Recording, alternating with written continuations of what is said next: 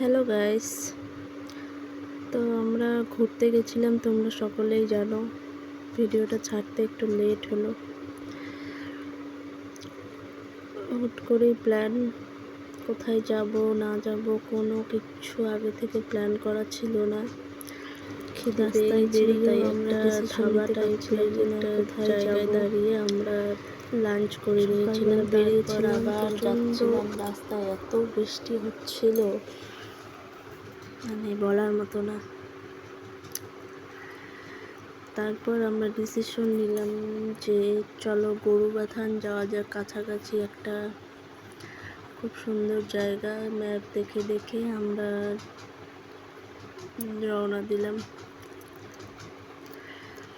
তারপর আর কি একটা হোমস্টে বুক করা ছিল, ওটাতে গিয়ে উঠলাম।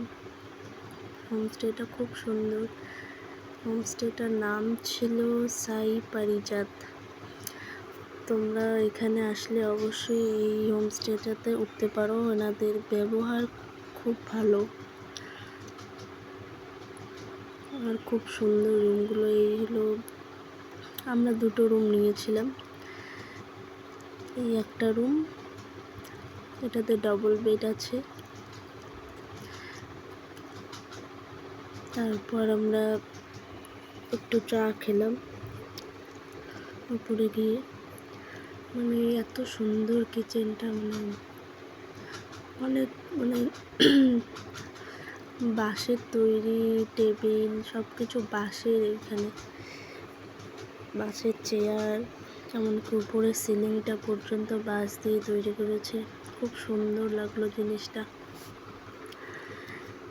তারপর কি অনেকটা রাতও হয়ে গিয়েছিল, চা খেয়ে নিলাম। তখন কটা বাজে, 8:30 হবে।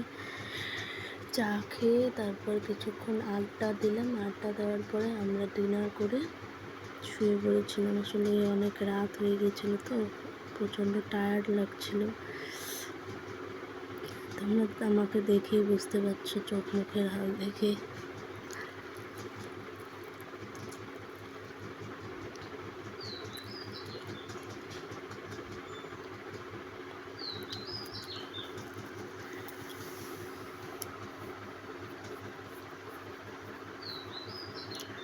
তারপর সকাল সকাল উঠে পড়েছিলাম। এটা হলো আমার ভাগ্নি। তারপর একটু আশেপাশেটা ঘুরে দেখছিলাম। মানে হোমস্টেটার নিচেই এরকম পার্কের মতো ছিল একটা, খুব সুন্দর। আর আমাদের জানালা থেকে এই ভিউটা আসছিল, মানে খুব সুন্দর। সামনে পাহাড়, মানে অপূর্ব দৃশ্য একটা। এই একটা দোলনা ছিল, খুব মজা হয়েছে। তারপর বেরিয়ে গেলাম আশেপাশে জায়গাগুলো একটু ঘুরতে। তারপর ব্রেকফাস্ট করে বেরিয়ে পড়লাম। ওখানে একটা মন্দির ছিল, কি মন্দির ঠিক মনে পড়ছে না। মন্দিরে গেছিলাম, অনেক অনেক ঠাকুর ছিল, যেমন রাধাকৃষ্ণ, শিব ঠাকুর, মা কালী মন্দির, অনেক ঠাকুর ছিল ওখানে।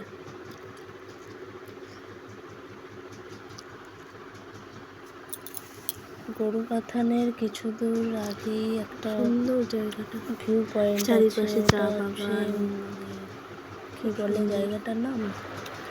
ভালো লাগলে লাইক কমেন্ট।